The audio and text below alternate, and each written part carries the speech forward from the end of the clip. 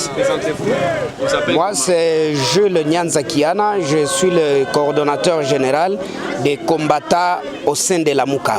Alors, nous voyons ici avec des calicons devant les bureaux de vote où se passent les élections des sénateurs. Pourquoi vous êtes là?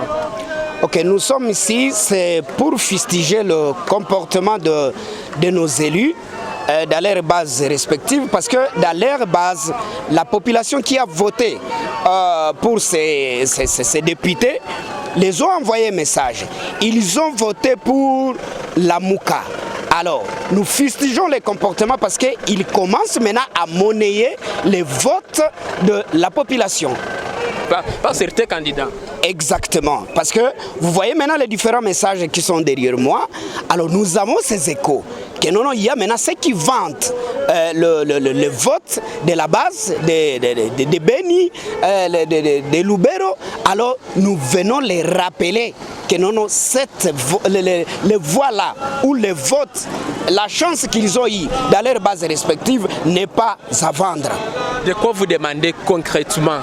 Alors, nous les demandons tout simplement de suivre le mot d'ordre hiérarchique de la Mouka, de suivre la volonté de cette population, cette base, les bases respectives qu'ils ont élues pour suivre la marche correcte et arriver à satisfaire ou au résultat escompté que la Mouka attendait d'eux. Et que répondez-vous à ceux qui disent que vous, militants qui êtes ici, vous serez soit manipulés par certains candidats, bien sûr? Nous ne sommes pas manipulés par qui que ce soit. Parce que si au sein de la Mouka se crée le mouvement combattant la Mouka, c'est pour dire que non, on doit réguler. Donc c'est un mouvement citoyen au sein même de la Mouka comme plateforme politique pour essayer un peu de faire pression sur qui que ce soit. Donc sur tous les candidats possibles, celui qui ne sera pas à la ligne droite ou qui ne respectera pas le texte de la Mouka comme coalition politique, donc il verra les combattants la Mouka derrière lui et fustiger son comportement exactement. Et si néanmoins vous constatez que bien sûr que ces députés ont été corrompus, qu'est-ce que vous allez faire concrètement? Ce que nous allons faire, d'abord la pression non pacifique derrière eux. Et d'ailleurs l'action que vous voyez, donc nous le faisons, nous essayons un peu de le pousser à aller, à raisonner. Et s'ils n'arrivent pas à accepter, voilà, nous avons dit que non, la déluge est derrière, parce que nous n'allons pas nous laisser faire. Parce que nous avons même écrit que la RDC n'est pas pour FCC. FCC qui doit les emballer, la population les dit de voter pour X. Alors, ils n'arrivent pas à suivre cette marche. Alors, nous allons le prendre en charge. D'ailleurs, nous connaissons même leur domicile, nous connaissons leurs biens, même leurs voitures. Qu'ils ne soient pas surpris que non, nous les combattants à la Mouka, on va se prendre en charge pour réclamer le vote de nos bases respectives. Vous passez là exactement. Voilà que là où la négociation échoue, mais on va utiliser la force. Il y a des textes à respecter dans la Mouka comme coalition politique. Alors s'ils n'arrivent pas à respecter ces textes, qu'ils nous disent que non, ils ne sont plus la Mouka, elle est là. À quoi bon de les poursuivre? Parce qu'ils seront dans l'autre cas. Mais c'est déguisé à la Mouka. Vous êtes dans la Mouka et vous servez ces FCC. Nous n'allons pas accepter. Nous, attaquer combattants, c'est de la Mouka. Voilà. Merci. Aujourd'hui, c'est les élections sénatoriales dans la province du Nord Kivu. Et nous, en tant que la Lucha, nous sommes là pour demander aux députés provinciaux de voter utile. Parce que la population leur avait fait confiance en les votant. Et nous ne voulons pas que ces derniers puissent nous trahir, puissent trahir la confiance que la population a placée en eux. Du coup, on est là pour leur rappeler à leur conscience qu'ils doivent voter utile pour le Sénat et que nous ne voulons pas qu'ils soient des corrompus ou qu'ils nous manifestent des histoires qui ne sont pas normales. Donc nous voulons qu'ils votent utile, raison pour laquelle nous sommes là. Pour vous, voter utile, c'est-à-dire quoi? Pour nous, voter utile, c'est voter une personne qu'il faut, une personne qui est capable de défendre les intérêts de la province et de la population. pas quelqu'un qui sera là parce qu'il a été juste corrompu ou qui est incapable de pouvoir exiger quelque chose au bénéfice de la population. Sur vos calicons, on voit là où vous écrivez, où vous dénoncez la corruption. Est-ce que vous craignez que ces députés provinciaux soient corrompus? En fait, nous avons... Ou vous avez, je ne sais pas, des fuites d'informations qui montrent qu'il y a des députés qui ont été déjà corrompus? Nous sommes partis de l'analyse qui s'est faite au reste du territoire national, où dans d'autres provinces, les députés ont été corrompus et ils ont voté le choix qu'ils ont voté, ils n'ont pas voté utile.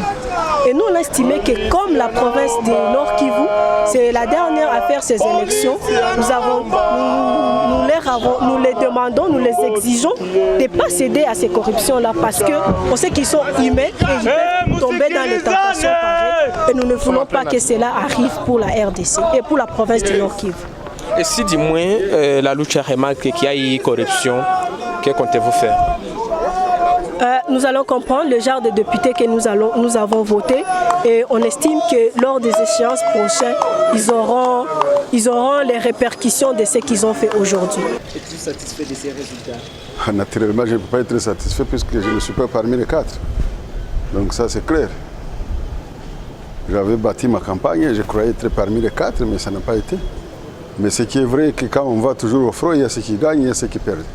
Vous imaginez, sur 38 personnes, tirer 4, ce n'était pas facile. Oui. Alors, que répondez-vous à ceux qui disent qu'il y aurait les députés? Apparemment, mais moi, je n'ai pas de preuves. Mais c'est puisque quand on a fait sa campagne, comme moi, et j'étais sûr qu'en tout cas, je devais passer. Mais il y a quelque chose qui s'est passé à la dernière minute, mais vous savez, nous sommes allés tous, chacun draguer les électeurs. Donc il y a ceux qui ont mieux dragué que moi.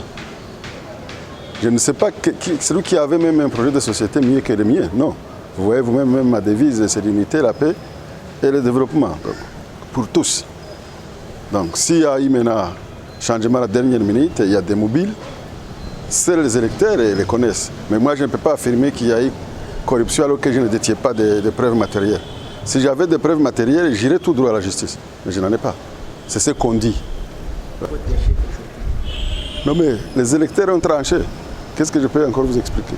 Les électeurs ont tranché, mais je servirai le pays autrement.